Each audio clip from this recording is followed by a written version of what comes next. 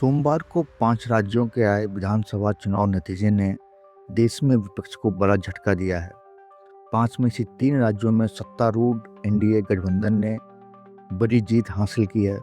सबसे अधिक चर्चा जिन 2 राज्यों के परिणाम की हो रही है उनमें पश्चिम बंगाल और तमिलनाडु है। जी हाँ, देश का एक सुदूर पूर्वी राज्य और दूसरा देश का सुदूर दक्षिणी राज्य।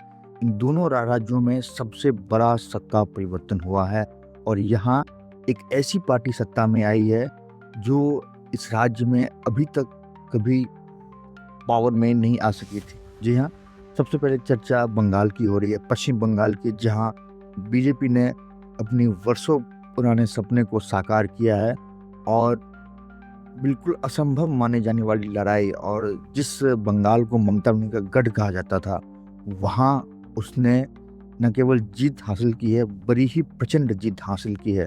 200 से अधिक सीटों पर भाजपा ने अपना वहाँ परचम लहराया। ध्यान रहे कि वहाँ 294 सीटें हैं और बंगाल देश के उन राज्यों में है जहाँ मुसलमान आबादी सबसे ज़्यादा है और मुसलमानों को पारंपरिक रूप से बीजेपी का विरोधी माना जाता रहा है।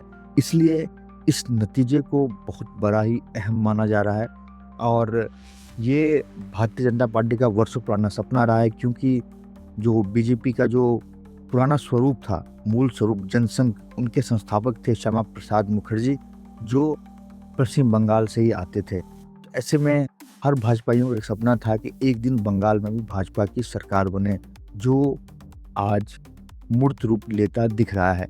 जी हाँ, हम अगले एपिसोड में बात करेंगे कि मुख्यमंत्री पद के संभावित दावेदार कौन है।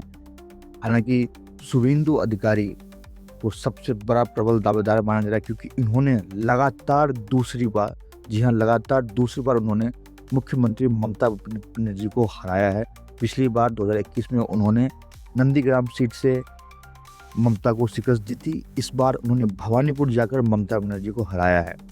जी हाँ, तो अब बात करते हैं दूसरा राज्य तमिलनाडु की। जी हाँ, चकाचौंध राज्य जो एवं जिस राज्य की जनता अपने फिल्म के प्रति दीवानगी और फिल्मी स्टार के प्रति जो उनका जो अलग तरह का एक दीवानगी रहता है, उसके लिए जानी जाती है।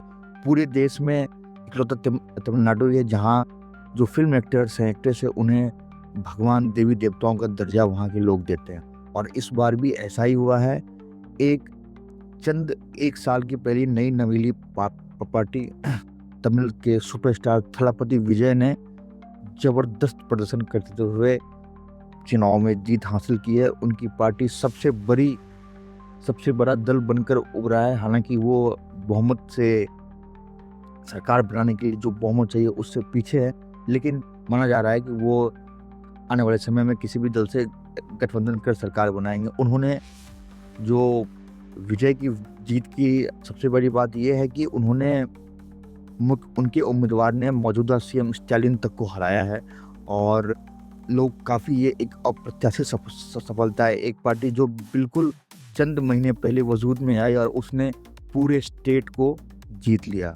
ये दक्षिण के राज्य में ये दूसरा मौका है जब कोई फिल्म स्टार ने मात्र 2-3 महीने पहले राजनीति में एंटर करते हुए और अपने पहले चुनाव में ही बड़ी जीत हासिल की हो। इससे पहले आंध्र प्रदेश में एनटी रामाराव ने ये कारनामा किया था। उन्होंने चुनाव से एन पहले राजनीति में एंट्री ली और पूरे आंध्र प्रदेश को जीत लिया था।